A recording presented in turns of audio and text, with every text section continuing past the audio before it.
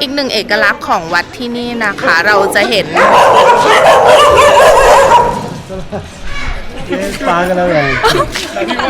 Thailand is in Wednesday country. That's why it's 50 rupees. Okay. แปลว่าทางเข้านะ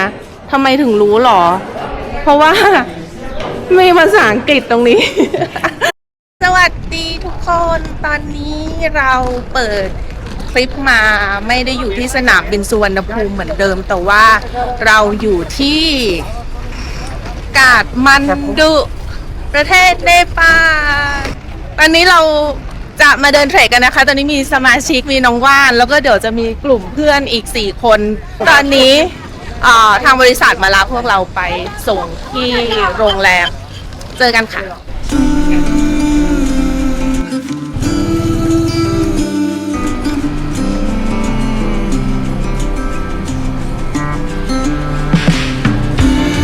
เอาล่ะค่ะตอนนี้เราก็อยู่บนรถตู้กำลังจะมุ่งหน้าไปที่โรงแรมที่เราพักกันอยู่ระยะทางจากสนามบินทรีภูวันไปที่โรงแรมเราระยะทางประมาณ6กิโลเมตรแล้วตอนนี้เมื่อกี้เช็ค Google แล้วเหลืออยู่ประมาณ4กิโลแต่ว่ารถที่เนปาลติดมากก็ไม่รู้ว่าจะใช้เวลาอีกนานเท่าไหร่นะเดี๋ยวให้ดูบรรยากาศรอบๆ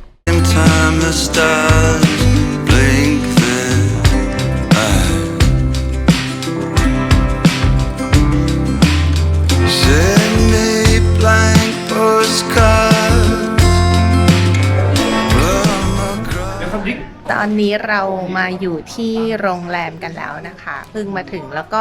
เดี๋ยวรอเช็คอินเพื่อที่จะขึ้นไปที่ห้องพักกันก็สภาพอากาศตอนนี้เป็นยังไงบ้างว่านหนาวไหมร้อนครับร้อนถอดเสื้อไปเรียบร้อยแล้วตอนนี้เรารอที่จะขึ้นห้องพักแต่ว่ามีเรื่องจะเล่าให้ฟังว่านมาถึงกาฐมันดุทันทีปุ๊บเกิดอะไรขึ้นมือถือหาย power bank หายอยู่ไหนไม่รู้เลยก็ตอนแรกเราคิดว่าน่าจะหล่นบนที่วางกระเป๋าบนเครื่องบินเนาะเราก็ติดต่อให้เจ้าหน้าที่แบบว่าไปช่วยหาหน่อยอะไรอย่างนี้แต่ว่าเขาก็ไปดูแล้วแต่ว่าไม่เจอหาไม่เจอก็เลยย้อนถามกลับไปว่าเมื่อคืนนอนน้อยหรือเปล่าว่านได้เก็บของใส่กระเป๋าหรือเปล่าจนตอนนี้ก็ยังงงอยู่ว่ามันอยู่ไหนแต่ว่าก็ถามว่านแล้วบอกว่าไม่มีอะไรข้อมูลอะไรสำคัญก็ไม่เป็นไรก็ถือว่าแบบดีที่ไม่ใช่เครื่องหลักก็นี่ก็เป็นแบบเป็นวีรกรรมไหมว่านวีรกรรมก่อนจะไปเทรคนะ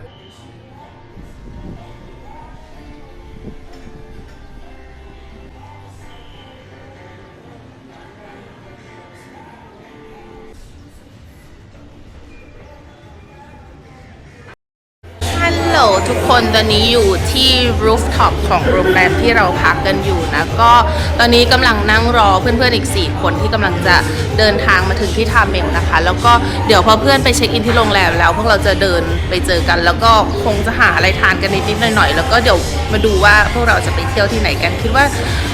คงจะได้ไปนะเพราะว่าที่นั่นน่ะเขาเปิด24ชั่วโมงแล้วก็จะเห็นวิวกาฐมันดูแบบพาโนรามาเลย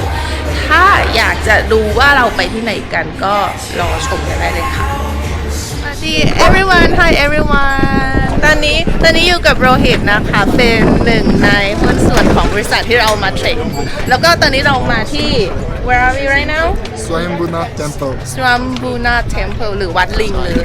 Monkey Temple ตอนนี้เรากำลังรอสมาชิกของเราอยู่นะคะว่าเดี๋ยวมารวมตัวกันแล้วเราก็จะซื้อบัตรสำหรับคนไทยก็50 รูปี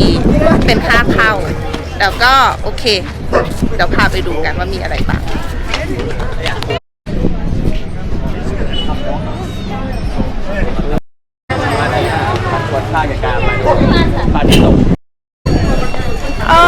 thank you the ticket It's 50 rupees for Binstek countries. Thailand is in Binstek country. That's why it's 50 rupees. Okay. thank you ได้มาแล้วนะคะตั๋วสำหรับคนไทยเพียง50 รูปีนะเดี๋ยวเราจะพาไปดูบรรยากาศเห็นไหมเห็นลิงไหมนั่นน่ะ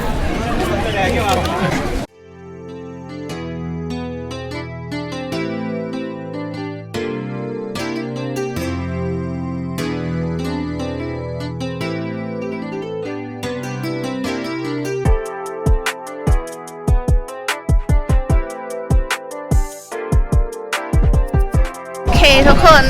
เขาบอกว่าที่เนี่ยเป็นจุดที่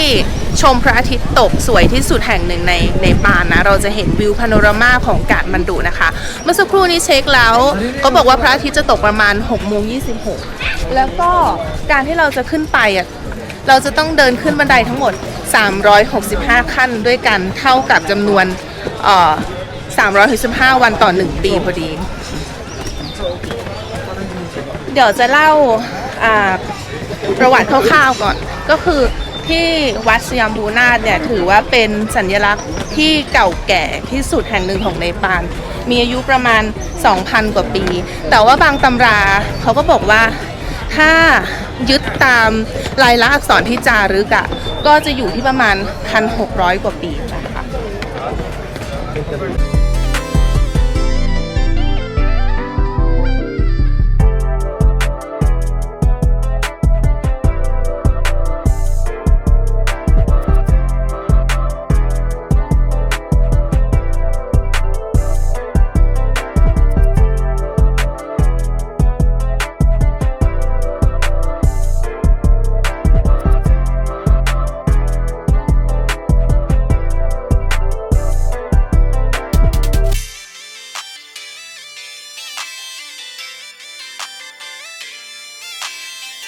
ตรงนี้ที่เห็นนะคะทุกคนเราจะเห็นรูปตา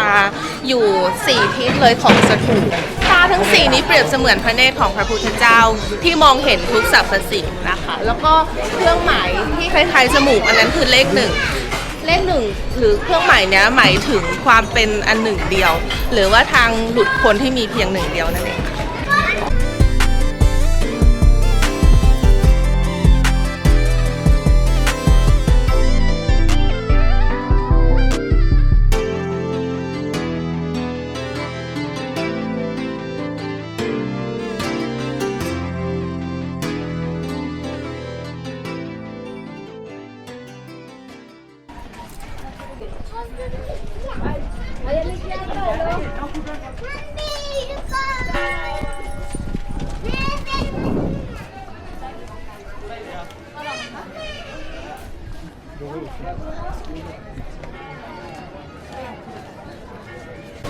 ถึงแล้วทุกคนวิวแบบจึ้งๆอลังการเห็นกาดมันดุแบบพาโนรามา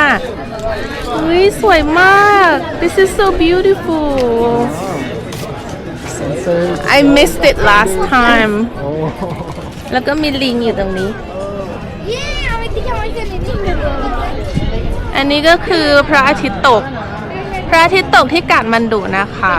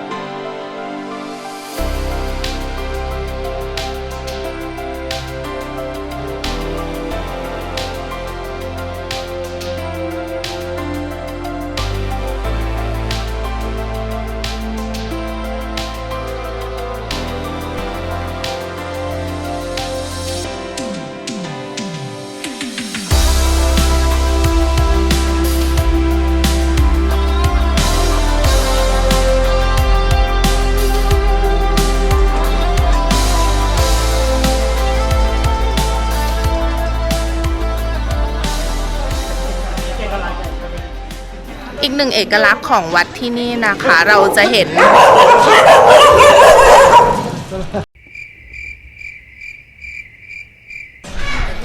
पागल हो गए อีกหนึ่งเอกลักษณ์ของวัดสยามภูนาถที่นี่เราจะเห็นเทวาลัยของฮินดูแล้วก็สถูปของศาสนาพุทธอยู่รวมกันนะชี้ให้เห็นว่าเนปาลเนี่ยมีหลากหลายชาติพันธุ์หลากหลายศาสนานะคะแล้วก็สามารถอยู่ร่วมกันได้อย่างสันติค่ะ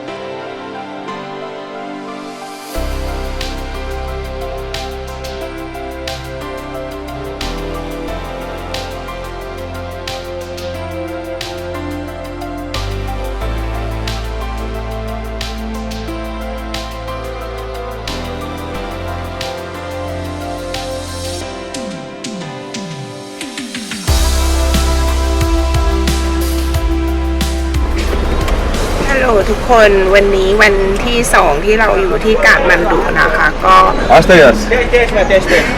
บายบายเดี๋ยววันนี้เราจะเดินทางไปยังเมืองปาตันซึ่งเป็นเมืองใกล้ๆกับกาดมันดุแล้วก็เมืองแห่งนี้ถือว่าเป็นเมืองแห่งศิลปะนะคะมีสถาปัตยกรรมของชาวเนวารีเยอะมากมายที่เราจะได้พาไปชมกันก็ยังไม่เคยไปนะเคยมาเนปาลแล้วแต่ยังไม่เคยไปก็เขาบอกว่าเมืองนี้มันเป็นเมืองของมรดกโลกอะค่ะขึ้นกับยูเนสโกก็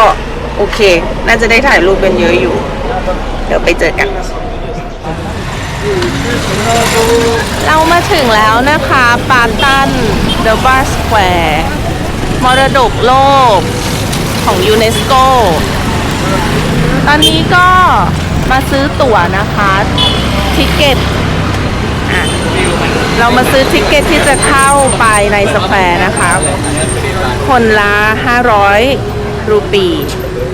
ในการซื้อตั๋วก็จะต้องโชว์พาสปอร์ตด้วยนะมา6 คนก็อาจจะใช้พาสปอร์ตแค่ของคนเดียวได้นะคะกองทัพต้องเดินด้วยท้องค่ะเดี๋ยวเราแวะทานอาหารเที่ยงกันก่อนพอดีว่าคุณเจมเขาเจอร้านน่านั่งร้านหนึ่งแถวปาตันเดอะบาสแควร์นะคะ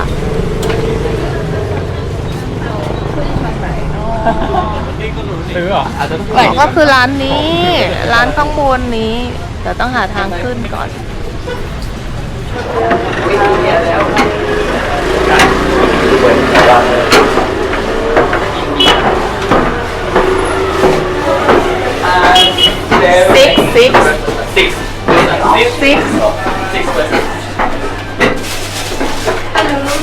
Namaste ขึ้นมาบนร้านอาหารแล้วนะทุกคนเล่นเอาหอบกันทั่วหน้าเพราะว่าบันไดเยอะมากนี่ยังไม่ได้เริ่มเทรคนะก็นี่นะคะปาตันสแควร์มองจากร้านอาหารที่เรามากันดูเก่าแก่มากนะทุกคนก็อย่างที่บอกไปว่าเมืองนี้มีอายุมากกว่า 2,300 ปีแล้วก็เป็นเมืองมรดกโลกนะคะสถาปัตยกรรมที่เห็นนี้ก็เป็นของชาติพันธุ์เนวารีนะคะทุกคนเดี๋ยวทานอาหารเสร็จแล้วเดี๋ยวเราจะลงไปเดินเล่นกันค่ะจะไมกันชิคเก้นเขาแนะนำมานะแต่ว่าเรามากินอาหารจาไมกันที่ประเทศเนปาล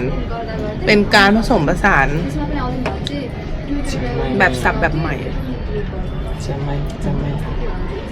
จานใหญ่มากให้เวลากิน3 ชั่วโมงใช่ตื่นเต้นลุ้น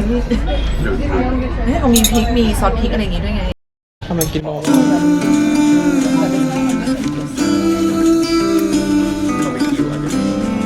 ไม่มันอาจจะมาแบบไม่อร่อยแต่ว่ามันไม่มี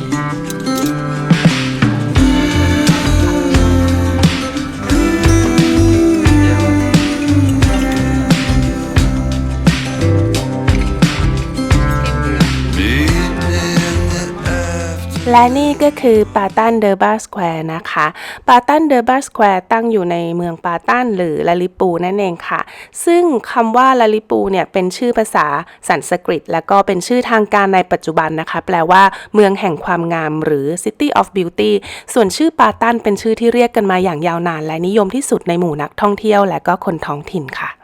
ในอดีตจตุรัสแห่งนี้คือพระราชวังและศูนย์กลางการปกครองของกษัตริย์ราชวงศ์มัลละการออกแบบที่ซับซ้อนแสดงถึงความมั่งคั่งและการแข่งขันกันสร้างบารมีระหว่างเมืองกาฐมันดุพักตะปูและปาตันค่ะนอกจากนี้นะคะปาตันเป็นตัวอย่างที่ชัดเจนของศาสนาพหุสังคมในเนปาลภายในจัตุรัสเดียวเราจะเห็นเทวาลัยฮินดูตั้งอยู่ติดกับอารามพุทธสะท้อนถึงการอยู่ร่วมกันอย่างสันติมานับพันปีค่ะและนอกจากนี้สถานที่แห่งนี้ยังเป็นที่ที่ชาวเมืองยังคงมาสวดมนต์ทำพิธีกรรมและจัดเทศกาลสำคัญอีกด้วยค่ะเราก็จะเห็นงานไม้แกะสลักที่วิจิตรบรรจงนะอยู่ที่หน้าประตูเลยนะคะสวยงามอลังการมากซึ่งจริงๆแล้วเนี่ยสถาปัตยกรรมของชาวเนวารีเขาจะเป็นการผสมผสานระหว่างงานไม้และงานอิฐสีแดงนะอันนี้เราก็จะเห็นว่าทางเข้ามีทั้งอิฐและไม้เลยนะเพื่อนๆตรงนี้ก็เหมือนกันนะทุกคนจะสังเกตว่ามีการใช้อิฐแดงนะคะแล้วก็ไม้แกะสลักเป็นงานศิลปะที่สวยงามของชาวเนวารีนะคะนี่คืองานไม้แกะสลักหน้าประตูนะคะจริงๆแล้วการเวลามันอาจจะทำให้ลายมันแบบไม่ค่อยชัดเหมือนเดิมนะแต่ก็ทำให้เราเห็นว่าเป็นงานฝีมือที่ละเอียดและบรรจงมากนะ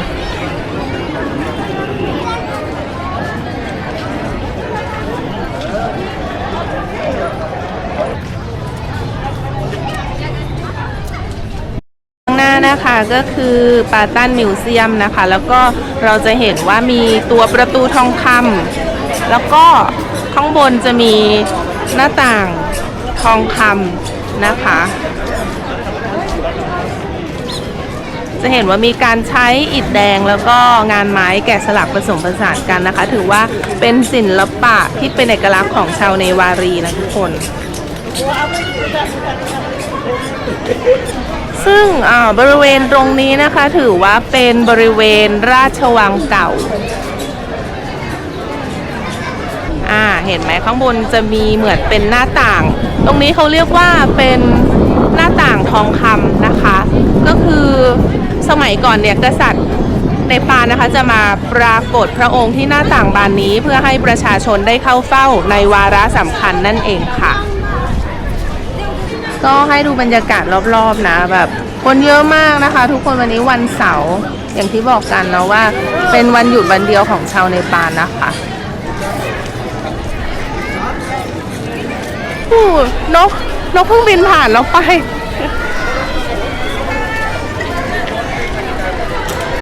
ตอนนี้เราก็เดินเข้ามาในพิพิธภัณฑ์ปาตันแล้วนะคะ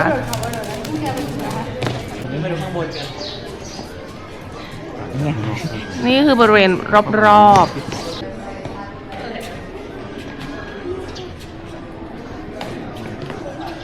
เดี๋ยวเราจะแปลภาษาเนปาลีตรงนี้แปลว่าทางเข้านะทำไมถึงรู้หรอเพราะว่าไม่ภาษาอังกฤษตรงนี้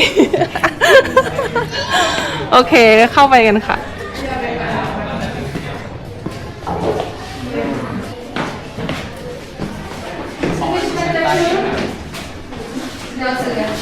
อันนี้พูดถึงโครงสร้างของที่นี่นี่ก็คือเป็นมันเป็นวังเก่ารายละเอียดใช่เป็นเนี่ยเป็นเหมือนเป็นวังเก่าที่นี่ก็เป็นพระราชวังเก่ากษัตริย์ที่นี่สวยเนาะงานสถาปัตยกรรมเขาสวยมากนี่ไงคาเฟ่ที่เราอ่านเจอใช่ตรงนี้น่าเลยเข้ามาแต่ไม่ได้กิน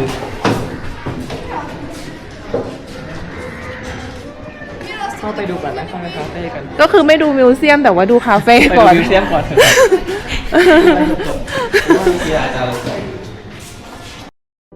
ะเขาบอกว่าข้างในจะเย็นเราไม่รู้ว่าเย็นเพราะว่าติดแอร์หรือว่าเย็นเพราะว่าเป็นการก่อสร้าง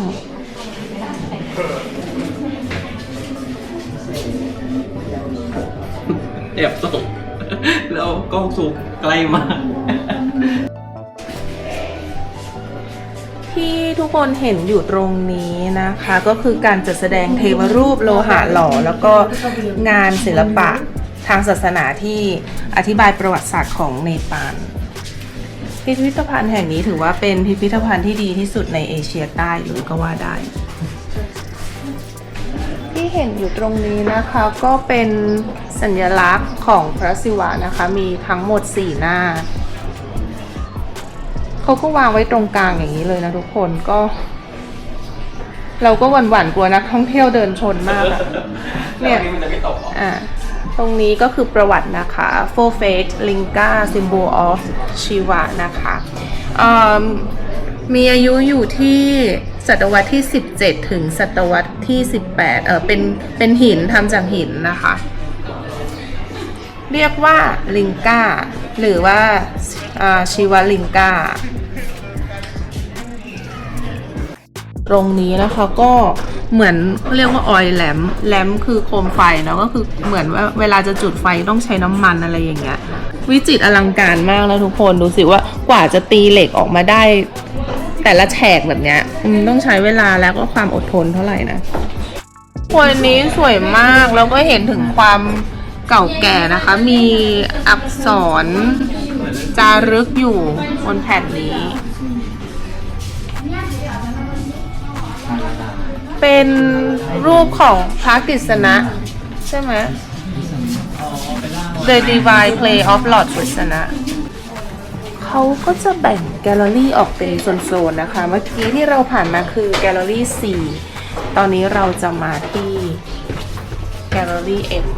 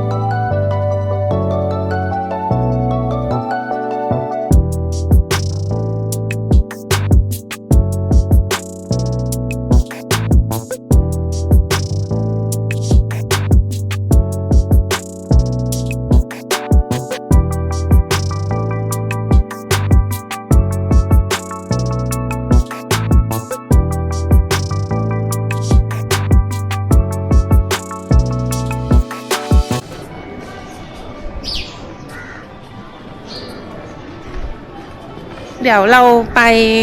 คาเฟ่กันต่อค่ะทุกคนคิวเขาบอกว่ามันเป็นคาเฟ่น่ารักนะคาเฟ่ลับตั้งอยู่หลังพิพิธภัณฑ์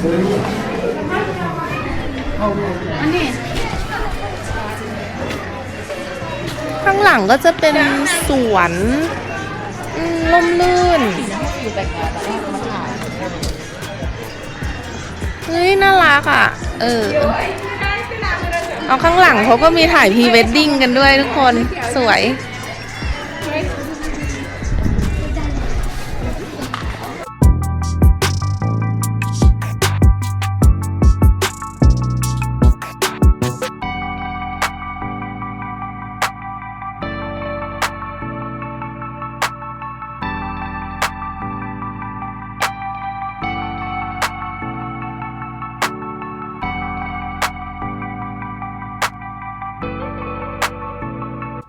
เราก็ขอปิด EP นี้ที่ปาตันเดอร์บาสแควร์นะคะเพราะว่าคืนนี้เราจะต้องไปเตรียมตัวเพื่อที่จะไปเทรคในวันรุ่งขึ้นซึ่งเราจะใช้เวลาเดินทั้งหมด7วันแล้วมาดูกันว่า7วันนี้จะเหนื่อยและมันขนาดไหนอย่าลืมกดไลค์กด Subscribe เป็นกำลังใจให้กันด้วยนะคะสวัสดีค่ะ Welcome to Pokhara once again มาด่านแรกก็เดินสะพานเลยเพื่อนๆใครกลัวความสูงห้ามหลับตาด้วยนะมันต้องเดินอ่ะมันหลับตาไม่ได้มันไม่เหมือนอยู่บนรถไฟเหาะอ่ะ